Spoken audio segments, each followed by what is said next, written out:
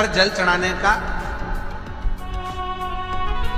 जो भाव वर्णित किया जाता है कि हम शंकर को मंदिर में जाकर जल चढ़ाते हैं तो खड़े खड़े चढ़ाएं कि बैठकर चढ़ाएं। बहुत ध्यान देना साहब।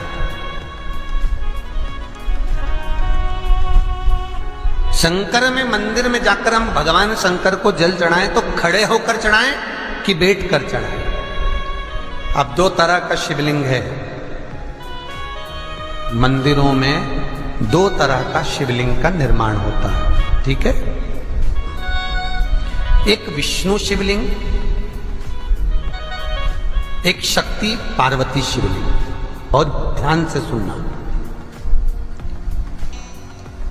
दो तरह का शिवलिंग मंदिरों में होता है, दो तरह का शिवलिंग मंदिरों में होता है, समझ लेना बहुत अच्छी तरह से। एक शिवलिंग वो होता है जो जमीन पर डायरेक्ट जलाधारी रहती है, शिवलिंग रहता है, ऐसी जलाधारी पूरी की पूरी, और शिवलिंग जमीन पर रखा रहता है, भूमि पर रखा रहता है, डायरेक्ट जमीन पर। आप जल ले जाकर चढ़ाए, निकल गया रास्ते से। एक शिवलिंग जो जमीन पर डायरेक्ट शंकर भगवान की जलाधारी और शिवलिंग रखा रहता है, वो शक्ति शिवलिंग कहलाता है। माता पार्वती का हस्त कमल उस शिवलिंग के सम्मुख में। और दूसरा शिवलिंग एक डमरू जैसा होता है। अब वो हम उसको कैसे वर्णन, एक डमरू शिवलिंग होता है, ऐसा उसका स्टैंड होता है, ऐसा स्टैंड होता है, नीचे शिवलिंग रखने की जगह होती, फिर ऐसा होता है, फिर उसके ऊपर इस तरह शिवलिंग रखा होता है। एक दर्शन करें आप लोगों ने।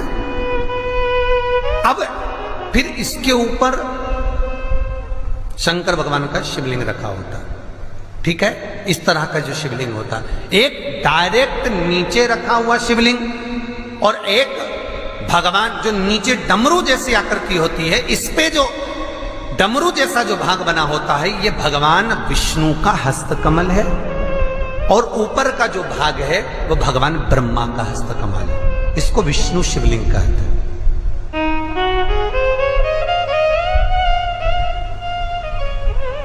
इसको हरीश्वर महादेव भी कहा जाता है। कौन सा महादेव कहते हैं? हरि सर्वेश्वर महादेव। हरीश्वर महादेव भी कहते हैं, हरि सर्वेश्वर भी कहते हैं। तो डमरू जैसा जो शिवलिंग का निर्माण हुआ है मंदिर में, अगर शिवलिंग ऊंचा है, शिवलिंग थोड़ी सी हाइट पर है, ऊंचाई पर है, और डमरू जैसा भाग फिर उसके ऊपर जलाधारी के बाद शिवलिंग निर्माण किया गया है, तो वो विष्णु शिवलिंग कहलाएगा, वो हरीश्वर शिवलिंग कहलाएगा, वो हरिवंश शिवलिंग कहलाएगा, हरीश्वर कहलाएगा। और जो डायरेक्ट सीधे जो रखा हुआ है, 12 ज्योतिर्लिंग के अगर आप दर्शन करेंगे तो कहीं पर भी आपको विष्णु शिवलिंग नहीं मिलेगा, केवल एक नागेश्वर को छोड़कर। कहां पर छोड़कर? जम के बोलिए।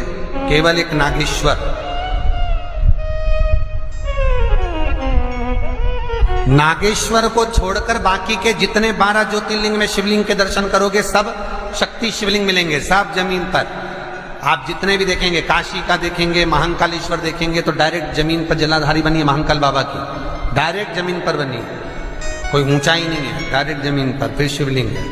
ओमकारेश्वर देख लीजिए, ममलेश्वर देख लीजिए, आप चाहें तो विश्वनाथ देख लीजिए, डायरेक्ट जमीन पर।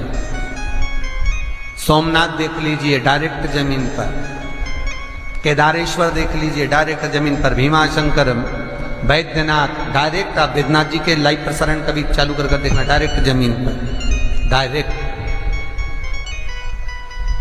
तो जितने भी शिवलिंग हैं सारे के सारे शक्ति शिवलिंग हैं। जो डमरू के भाग पर रखा हुआ है वो हरीश्वर शिवलिंग, विष्णु के हस्तकमल पर जो रखा है, तो शास्त्र कहता है आप शक्ति शिवलिंग का जब जब अभिषेक करें, बहुत ध्यान रखना अपनी जिंदगी में इस प्रसंग को, जो शक्ति शिवलिंग हो उस पर जब भी जल चढ़ाना तो बैठकर चढ़ाना, बैठकर चढ़ाना। शक्ति शिवलिंग पर जब भी जल चढ़े, भले शिवलिंग कितना भी ऊंचा हो, कितना भी ऊंचा हो तो संघी से चढ़ा दो, पर जल बैठ कर चढ़ाइए।